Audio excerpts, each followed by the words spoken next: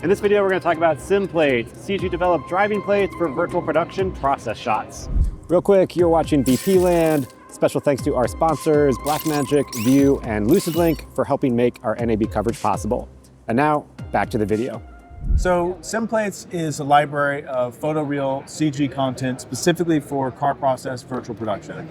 And most virtual production is car process work. And the most traditional way is to either go out and capture plates with cameras, or to go to existing libraries and download or buy and purchase driving plates. And so we can solve a lot of issues with CG that are very difficult to do with live action cameras.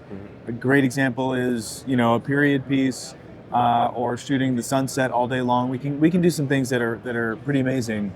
So that's the short answer. What are some of the advantages of having CG plates like looping and seamless cuts and stuff like that? Yeah, so looping you mentioned is a very good one. So all of our library plates loop seamlessly. So they're a minute long by default, and you never see a cut point. So you can shoot on it all day long. And they're also very consistent. Whether it's our city plates or our desert plate or jungle plate, it's a very consistent look. And this is important because when you shoot real plates in the real world, there's all this randomness, which when you first think about it, you think that's a good thing. But problem is, if you cut, you have two actors talking, you cut back and forth, cutting back and forth, even if you have a 2-minute clip, the world in real life changes so much. So when you cut to the close-up of the actress, and she's talking, and you're inside a tunnel, and then you cut to the actor, and now you're outside of that tunnel. You cut back, you cut to the wide, and now you're, the lighting has changed.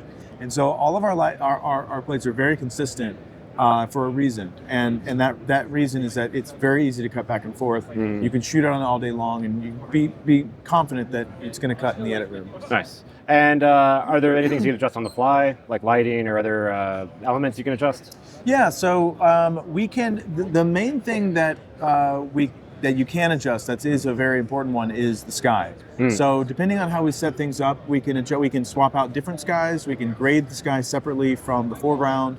Often the sky will be too bright. If you want to see the sunset, you want to see the actual sun, you can actually bring the exposure down to the sky separate from the foreground. That's it's sort of an advanced feature. We don't just give all the layers away for free. So it kind of depends on the production. It depends on the media server. If they're using Assimilate live effects, it's a very simple thing to do. If they're using other media servers, they're more built for live events. So they can't really do the live color grading as well as Assimilate can. So it kind of depends on project to project, or maybe even shot by shot. Okay. But we also can do other layers, and we can do other advanced compositing stuff if we know in advance what it is that's needed. So for instance, we did a recent thing, it was like a Jurassic Park theme, and we had these ferns in the foreground, and we knew that they were going to have practical ferns, and we were going to have to match them. So one of the things we were able to do is render out a mat of those ferns, and they were animated, so they were moving. But we could render out a mat and composite the mat, so we could say, okay, we want to affect just these ferns. We know we're going to need to make them brighter or darker or change the hue, and so we can do some things like that. So it's the way I like to say is it's in between photographic plates and something like Unreal Engine, a real-time game engine, where the game engine you can change everything, but it doesn't look photoreal. It really is like it's approaching photoreal, but it's not there. And traditional capture plates, they are photoreal because they're captured with cameras, but they're not customizable at all. So we're somewhere in the middle. Are you like pre-rendered loop? Yes. Okay. Yeah. It's all pre-rendered. Okay. So yeah, we use Blender as the DCC. We build procedurally. These worlds are all procedurally built in Blender. And then we use OctaneRender engine, which is a really high-end offline render engine as opposed to a real-time render engine. Right. Okay. And then you have a plate library, yes. Right? And then so is it you can either just grab the plates from the plate library, or I guess if there's like custom, someone needs something custom, you could build it out. Yeah, absolutely. So we have a few different things that we offer, but the default is usually the library. If we have something that's in our library that just works perfectly for you, it's very easy. It's a license agreement, and it's like pretty much any of our competitors. If you see something in our library, like we just did a shoot in Vancouver, and they liked our desert plate, but they're like, it'd be great. We need to do a U-turn, and we need to stop, and we need to do this, we need to do that. We want to change the lighting.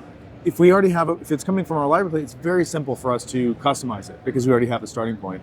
And we also have a lot of things that we can customize easily, like the time of day, the speed of the car, if you're talking about our city, we can completely rearrange the city, very quickly, very easily. And so we have a like sort of a built-in list of customizations that we can make for a lower price point. And then if you want to go full custom, you want to do a car chase and be able to direct, oh, we need to fly around this, and we can do that as well. Cool. What are some of the more unusual? Like, I know we have a lot of driving city plates. What are some of the more unusual environments? You mentioned period pieces. Yeah. In terms of environments, it's a good question. A lot of people so far have been very interested in our desert plates. I'm not really sure why the desert is. Maybe it's just all the things people are shooting is the desert. Yeah. The city has also gotten a lot of interest in as well. But so far one of the big requests that I've been getting a lot of recently, which has kind of been surprising to me, is static. They want the forest plate, but they want to be able to, in this story that they broke down and we need to pull over and stop. And so we need a static plate that's pulled off to the side of the road. Okay. And it makes sense, and it's something that we can do very easily. Yeah. But traditional plate libraries, they're not going to have that because it's a lot of extra work to go shoot a static plate that most people are probably not going to need. But it has been something that I found very interesting, is that more and more people are looking, they want the static plates. So we're looking into ways, we already have a way of, and we're looking into making all of our libraries, instead of 1 minute, we'll make it 2 minutes. And that 2 minutes will include a stop portion. So let's say we're on the side of a suburban, neighborhood. We'll have a stop portion that you could loop forever. It's a minute long, and you can loop forever. And then it gets up to, you peel out and you start driving, and then you pull back and you stop in the exact same place.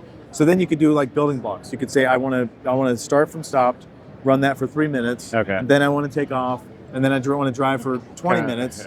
You can just building blocks. Kind of like when you're making a music loop exactly. song with a bunch of different loop options. Driving. Yeah. So then it would have kind of anything you need, So if you, and so that's something we're looking into doing, because it's something we're hearing again and again and again. And some of the stages we've been talking to are like, we keep getting asked, like, can you just pause this plate and we'll shoot a static thing? And they're like, there's motion blur baked in. If there's people in the background, they're going to be frozen. We're in the middle of the road. Yeah. Like, it wouldn't make sense for us to do that. Yeah. But Simplates can solve that pretty easily. Re-render it. Yeah. Awesome. Where can people find out more information? sim-plates.com. Cool. Thanks, Alex. Appreciate it. Yeah. That's it for this video. Thanks for watching, and thanks again to our sponsors for helping make our NAB coverage possible. For all of our videos on NAB, check out our playlist right here, and I'll catch you in the next episode.